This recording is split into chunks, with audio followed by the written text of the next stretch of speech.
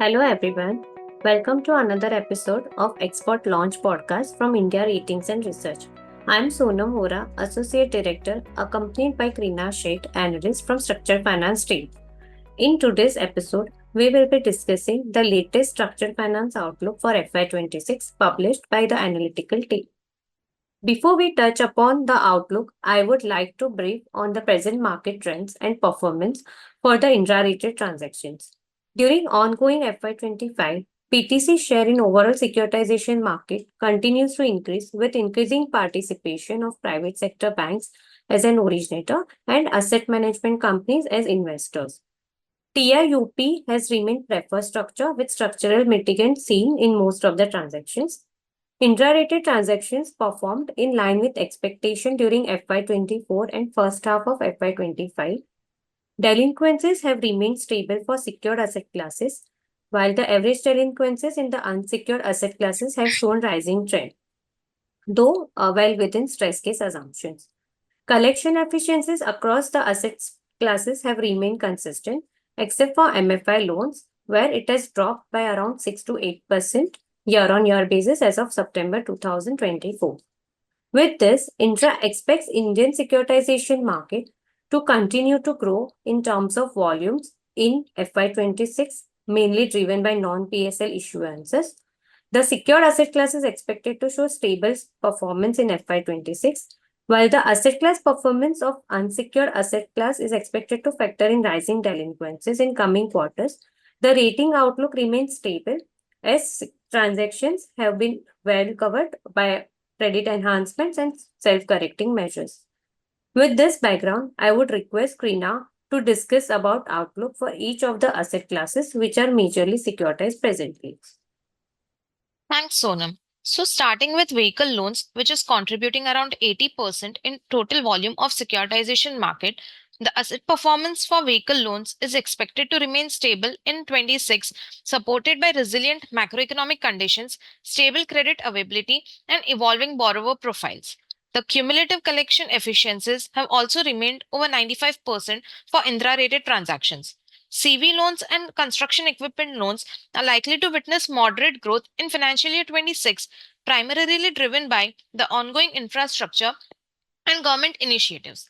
The tractor loan segment is closely tied to the agricultural sector, reservoir levels, government incentives, and rural infrastructure.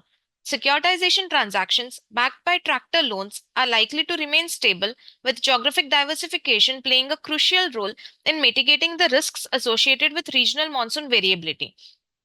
Indra expects two-wheeler segment sales to perform well in financial year 26 with the increasing penetration in rural and semi-urban areas driven by rising wages along with a growing consumer preference for higher capacity models. Moving to home loans, Indra expects stable performance in this segment with delinquency levels remaining below 1%. In terms of business loans, the MSMEs are continuously widening their domain across sectors of the economy and providing large employment. The macroeconomic indicators suggest no material downward trend in the economy by the manufacturing and service sector. Indra expects steady growth in transactions relating to the secured business loans in financial year 26. While the delinquencies are expected to rise in the near term for unsecured business loans owing to overleveraging of borrowers coupled with a moderation in MSME margins due to settled pent-up demand post-COVID, securitization transactions are adequately covered with available credit enhancement.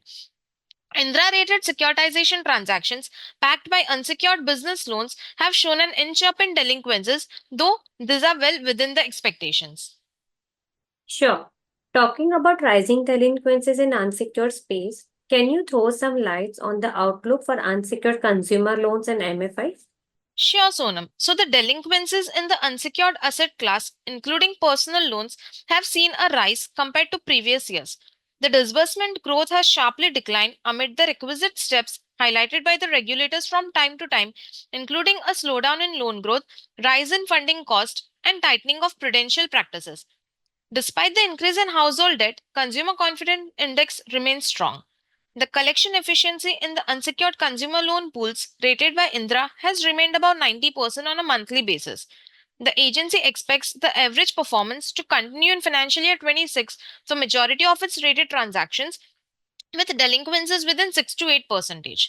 The asset performance outlook for unsecured consumer loans has been changed to deteriorating, whereas the rating outlook remains stable due to the adequate availability of credit enhancements and structural mitigants. Securitization transactions backed by microfinance loan pools have also shown sharp rise in delinquencies post June 2024 due to the existing industry-wide stress resulting from overleveraging and various systemic events over the past year.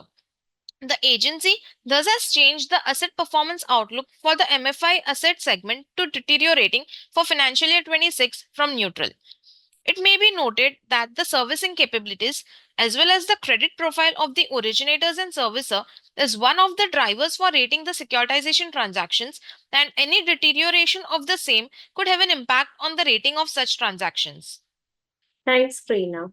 At the last, here are some of the aspects to be watched out for in the upcoming year. Firstly, the effect of guardrails proposed by self-regulated bodies for MFI over the coming quarters and impact of regulatory actions on the services capabilities in securitization transactions. Secondly, the investors' acceptance on the electric mobility as an asset class in securitized pool and evolvement of RMBS transactions driven by establishment of RTCL. And thirdly, impact of uneven distributions of rainfall and unpredictable weather conditions, if any, on the tractor, two-wheeler and MFI loans.